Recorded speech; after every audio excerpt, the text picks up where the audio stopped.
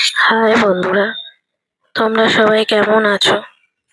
আজকে সকাল সকাল চলে এসেছে একটা নতুন ব্লগ নিয়ে। সবাইকে গুড মর্নিং। আর আমার ঘরে বাইরে গৃহিণী চ্যানেলটাতে সবাইকে স্বাগত জানাই।